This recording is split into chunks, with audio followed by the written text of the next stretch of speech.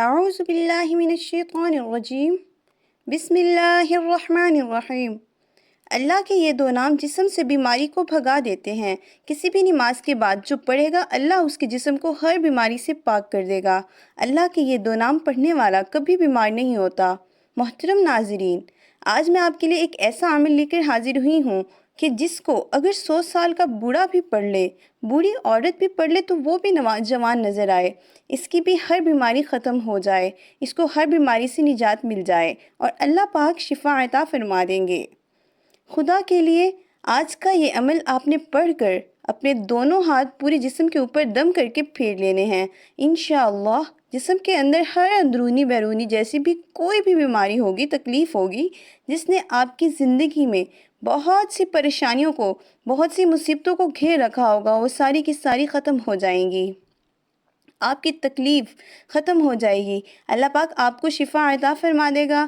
میری سب سے پہلے اپنے مالک خالق، اپنے اللہ سے یہ دعا ہے کہ اے میرے پروردگار، جو آنکھیں آج کی یہ ویڈیو دیکھ رہی ہیں، میرے تمام بھائیوں، بہنوں اور دوستوں کو صحت والی زندگی عطا فرما، سب کو شفا عطا فرما۔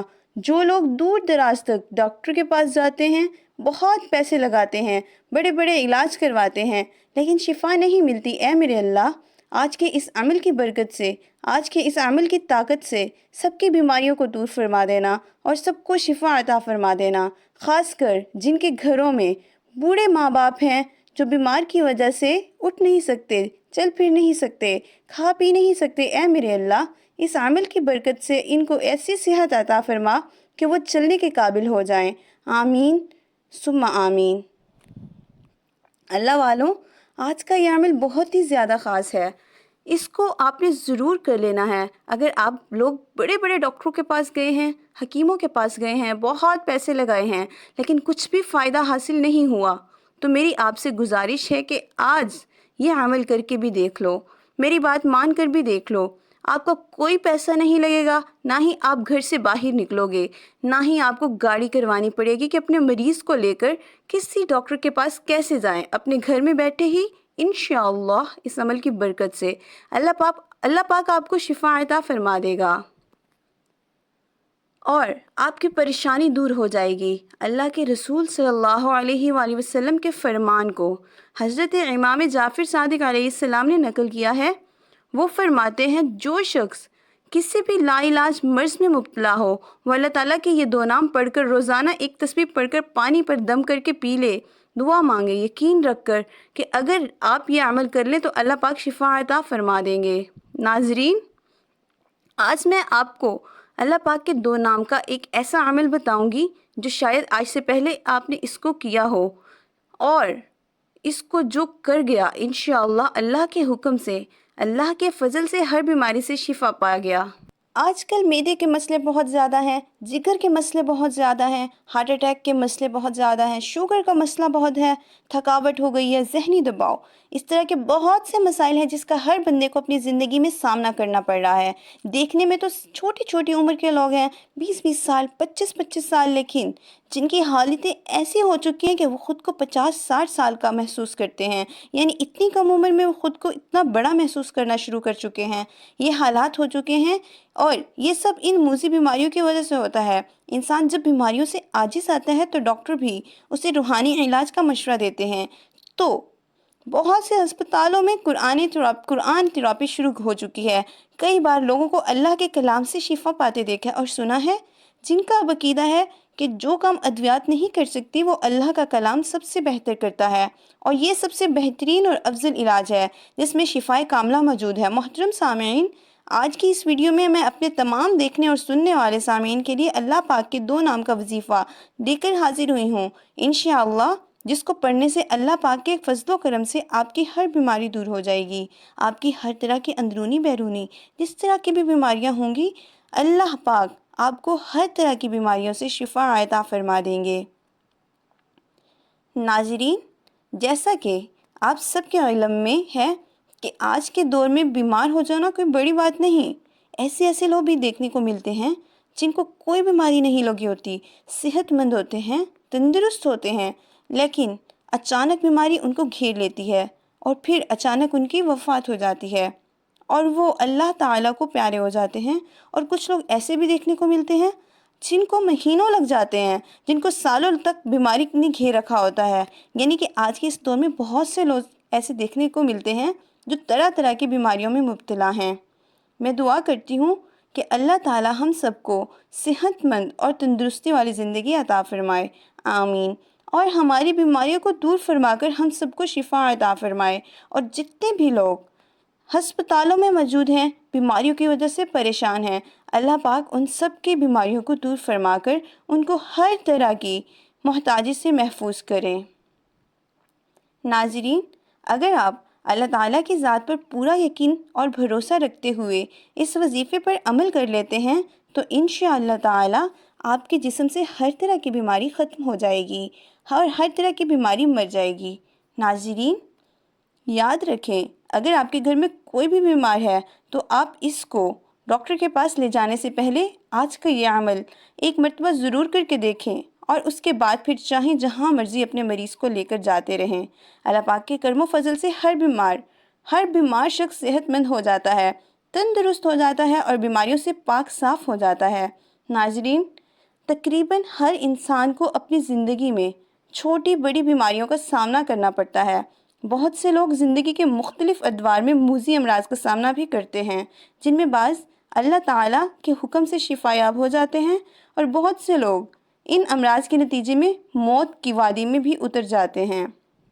بیماری کوئی بھی ہو، وہ ہر انسان کے لیے مشکل ہوتی ہے، جس سے نہ صرف انسان خود تنگ ہوتا ہے بلکہ اس کے گھر والے اور اس کے رشتہ دار بھی اس کا سامنا کرتے ہیں۔ کسی نے کیا خوب کہا ہے، جان ہے تو جہاں ہے۔ اور اس دور کے اندر جو بیماریاں عروج پکڑ رہی ہیں، ان بیماریوں کا علاج اس روحانی عمل سے بتائیں گے۔ حضرت عبداللہ بن مسعود رضی اللہ تعالی عنہ سے روایت ہے کہ میں جناب رسول اکرم صلی اللہ علیہ وسلم کی خدمت میں حاضر ہوا۔ آپ صلی اللہ علیہ وسلم کو شاید بخار تھا۔ میں نے عرض کیا، یا رسول اللہ، آپ کو بخار بہت تیز ہے۔ آپ صلی اللہ علیہ وسلم نے فرمایا، ہاں، مجھے اتنا تیز بخار ہوتا ہے جتنا تم میں سے 2 آدمیوں کو ہوتا ہے۔ میں نے عرض کیا، یہ اس لیے ہے کہ آپ صلی اللہ علیہ وسلم کا ثواب بھی دگنا ہے؟ فرمایا، ہاں، یہی بات ہے۔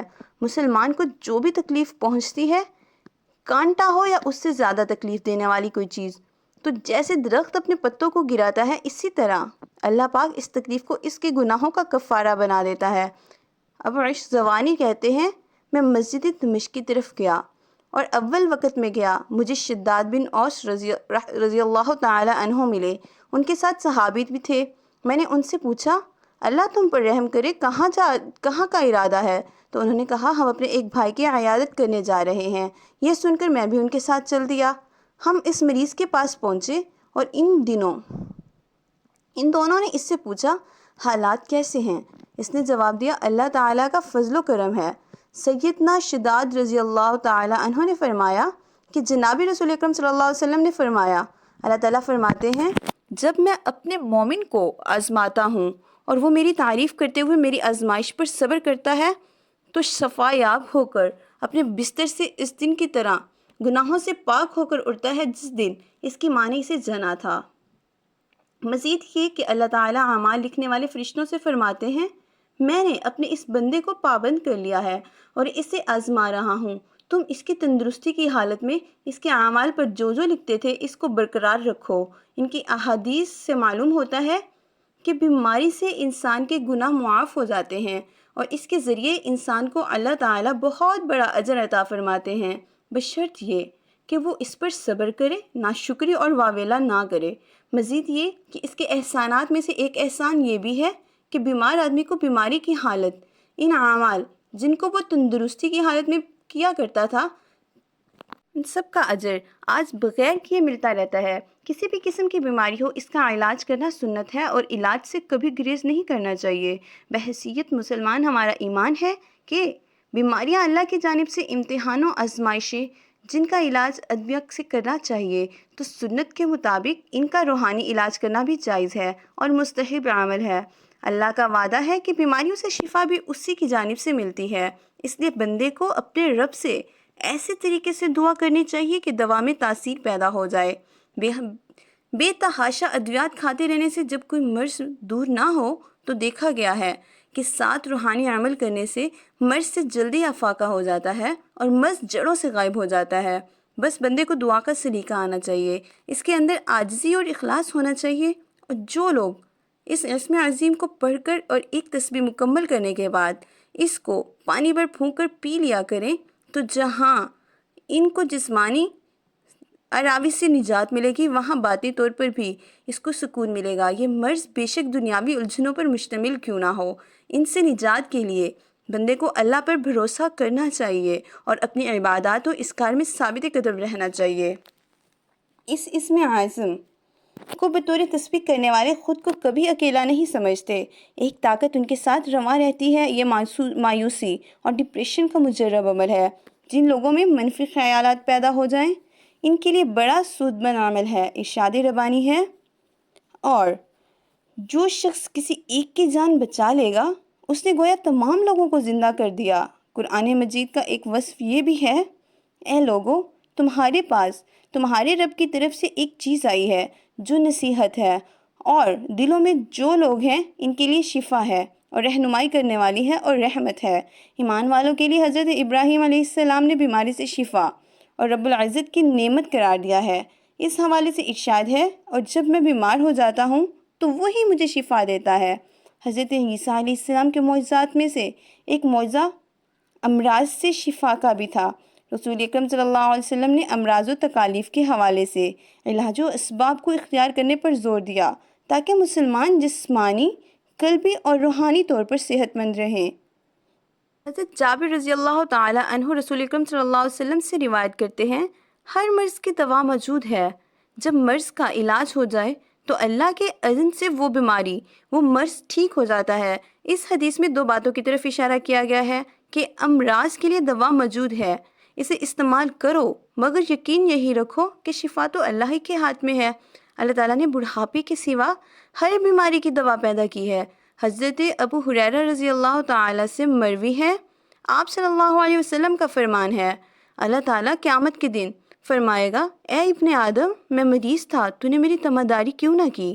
بندہ عرض کرے گا، اے اللہ میں آپ کی عیادت کیسے کرتا حالانکہ آپ رب العالمین ہیں، یعنی آپ بیمار ہونے سے پاک ہیں۔ اللہ تعالیٰ کی طرف سے جواب آئے گا کہ میرا فلاں بندہ مریض تھا، تو نے اس کی تمہداری نہیں کی، یا تجھے پتہ نہیں کہ اگر تو اس کی تیمارداری کرتا تو مجھے اس کے پاس پاتا۔ حضرت ابو ہریرہ اور حضرت عبداللہ بن عمر رضی اللہ تعالی عنہ سے مروی ہے، آپ صلی اللہ علیہ وسلم کا فرمان ہے، جب کوئی شخص کسی مریض کی تیمارداری کے لیے جاتا ہے تو اللہ تعالیٰ 70,000 فرشتوں کو مقرر فرماتا ہے جو اس کے لیے دعائیں مغفرت کرتے رہتے ہیں۔ یہ تمہاری تیمارداری کی غرض سے جانے والا شخص جو قدم زمین سے اٹھاتا ہے تو اس کے لیے نیکی لکھی جاتی ہے، اور جب قدم زمین پر رکھتا ہے تو اس کا گناہ مٹا دیا جاتا ہے اور اس کا درجہ بلند کر دیا جاتا ہے، یہاں تک کہ وہ اس مریض کے پاس تیمارداری کے لیے جا بیٹھتا ہے اور اللہ کی رحمت اسے ڈھانپ لیتی ہے۔ اس وقت تک اللہ کی رحمت میں ڈھکا رہتا ہے جب تک مریض کی تیمارداری کر کے واپس نہیں آ جاتا۔ حضرت انس رضی اللہ تعالی عنہ سے مروی ہے، آپ صلی اللہ علیہ وسلم کا فرمان ہے، جو شخص اچھی طرح وضو کرے اور ثواب کی نیت سے کسی مسلمان بھائی کی عیادت کے لیے جائے تو اسے جہنم سے 70 سال کی مسافت کے برابر دور کر دیا جاتا ہے۔ حضرت ابن عباس رضی اللہ تعالی عنہ سے مروی ہے، آپ صلی اللہ علیہ وسلم کا فرمان ہے، تیمارداری کرنے والا مریض کے پاس بیٹھ کر 7 مرتبہ دعا کرے تو اللہ تعالیٰ اسے اس مرض سے شفا عطا فرماتا ہے۔ اس کے علاوہ بھی دعائیں احادیث میں آئی ہیں، اس لیے ڈاکٹر بشرط ایمان ان سب اجر و ثواب کا اس وقت حقدار ہوتا ہے جب وہ نیک نیتی اور خدمت خلق کے جذبے سے یہ امور سر انجام دیتا ہے۔ مریض کو تسلی کے کلمات کہنا ہی عیادت ہے، جو کہ عبادت ہے۔ اس کے بعد اس کا علاج معالجہ کرنا مزید باعث اجر ہے۔ اگر خدا نخواستہ ڈاکٹر مریض سے محض پیسے بٹورنے کے لیے کام کر رہا ہے تو وہ دھندا تو کہلایا جا سکتا ہے، خدمت خلق کا نام دینا ناانصافی ہے، چونکہ انسانیت کی بہت بڑی خدمت ہے اور اسلام انسانیت کے لیے مکمل ہمدردی کا نام ہے، اس لیے شریعت نے اس کے بارے میں مکمل رہنمائی کی ہے، اور ڈاکٹر کی ضرورت معیار ذمہ داریاں اور اس کی معاشرتی حیثیت کو اہمیت سے بیان کیا گیا ہے۔ اللہ تعالیٰ نے اس کائنات میں زہر کے ساتھ ساتھ اس کا دریا بھی پیدا کیا ہے، اور بیماریوں کے ساتھ ساتھ اس کا علاج بھی۔ رسول اکرم صلی اللہ علیہ وسلم نے ارشاد فرمایا، اللہ تعالیٰ نے بڑھاپے کے سوا ہر بیماری کی دوا پیدا کی ہے۔ اب یہ انسان کا کام ہے کہ وہ اللہ کی دی ہوئی عقل اور تجربے کی قوت کو استعمال کرتے ہوئے دواؤں کو دریافت کرے۔ اس کو میڈیکل سائنسز اور ڈاکٹر انجام دیتے ہیں، اس لیے اس میں کوئی شبہ نہیں کہ انسانی خدمت کے پہلو، ان کی خدمات نہایت اہم ہے۔ بھوکے کو کھانا کھلانا، محتاج کو کپڑے پہنانا، معذور کے کام میں ہاتھ بٹانا اور ضرورت مندوں کی حاجت پوری کرنا، یہ سب مخلوق کی خدمت ہے۔ لیکن انسان سب سے زیادہ خدمت کا محتاج اس وقت ہوتا ہے جب وہ مریض ہو۔ بیماری انسان کو اس مقام تک پہنچا دیتی ہے کہ کھانا موجود ہونے کے باوجود وہ کھا نہیں سکتا، ہاتھ پاؤں سلامت ہیں لیکن وہ ایک قدم چل نہیں سکتا، اور ذمہ داری اور مددگاروں کے رحم و کرم کا محتاج ہوتا ہے۔ اس لیے رسول اکرم صلی اللہ علیہ وآلہ وسلم نے مریض کی عیادت اور ذمہ داری کو بے حد اجر کا باعث قرار دیا۔ آپ صلی اللہ علیہ وسلم نے فرمایا، جب تک ایک شخص مریض کی عیادت میں رہتا ہے گویا وہ جنت کے باغ میں ہے۔ اس طرح ڈاکٹر گویا اپنی ڈیوٹی کے پورے وقت اس حدیث کے مستحق ہوتا ہے۔ رسول اکرم صلی اللہ علیہ وآلہ وسلم نے ارشاد فرمایا کہ لوگوں میں سب سے بہتر وہ ہے جو لوگوں کو سب سے زیادہ نفع پہنچائے، اور کون ہے جو انسانوں کے لیے ڈاکٹر اور معالج سے بڑھ کر ناپے ہو۔ اس طرح گویا حضور اکرم صلی اللہ علیہ وسلم کی بارگاہ سے ڈاکٹر کو خیر الناس، بہترین انسان کا ایوارڈ ملا ہے۔ ان سے بڑھ کر اور کیا احساس ہو سکتا ہے؟ واقعہ یہ ہے کہ یہ گروہ انسانیت کا سب سے بڑا محسن ہے، اور اس نسبت سے ان کی توقیر و تکریم معاشرے کا فریضہ ہے۔ بعض دفعہ ایسا ہوتا ہے کہ علاج سے جلدی فائدہ نہیں ہو پایا یا مریض کی موت واقع ہوئی تو لوگ ڈاکٹر سے الجھ جاتے ہیں، اور بعض دفعہ تو اس کی جان کے لالے پڑ جاتے ہیں۔ یہ غیر سنجیدہ طرز عمل ہے۔ اسے علاج تو انسان کے اختیار میں ہے، لیکن صحت و شفا اللہ کی مشیت کے بغیر حاصل نہیں ہوتی۔ جو شخص جس مقام کا حامل ہوتا ہے اسی نسبت سے اس کی ذمہ داریاں بھی ہوتی ہیں۔ اس لیے ڈاکٹر اور معالج حضرات کو اپنی ذمہ داریوں پر بھی توجہ دینی چاہیے۔ ڈاکٹر کا بنیادی فریضہ یہ ہے کہ اسے پیشے میں خدمت کے پہلو کو مقدم رکھے۔ ہم یہ تو نہیں کہہ سکتے کہ وہ مریضوں کا مفت علاج کرے اور اپنے گھر سے دوائیں لا کر کھلا دے، لیکن یہ ضرور ہے کہ اس کے پیشے کو محض تجارت اور بزنس نہ بنایا جائے، اور اجرت کے ساتھ ساتھ اجر کے پہلوؤں کو بھی ملحوظ رکھا جائے۔ اس وقت صورتحال یہ ہے کہ تعلیم اور علاج نے ایک زبردست کاروبار کی صورت اختیار کر لی ہے، اور معاشی کشش کی وجہ سے بہت سے ہوٹل ہسپتالوں میں تبدیل ہو گئے ہیں۔ ڈاکٹروں کی فیس مریض کے لیے ناقابل برداشت بوجھ بن گئی ہے، اور فیس کے سلسلے میں بھی ایک نئی روایت یہ قائم ہوئی ہے کہ مریض جتنی بار مشورے کے لیے جاتا ہے ہر بار فیس ادا کرے۔ اس طرح بعض اوقات ہر ہفتہ ڈاکٹر فیس وصول کر لیتے ہیں، اور بہت سے اس طرح کے ذرائع بھی پیدا کر لیے گئے ہیں۔ دوائیں لکھی جاتی ہیں اور ایسی دکانوں سے دوا خریدنے کو کہا جاتا ہے تاکہ ان سے کمیشن مل سکے۔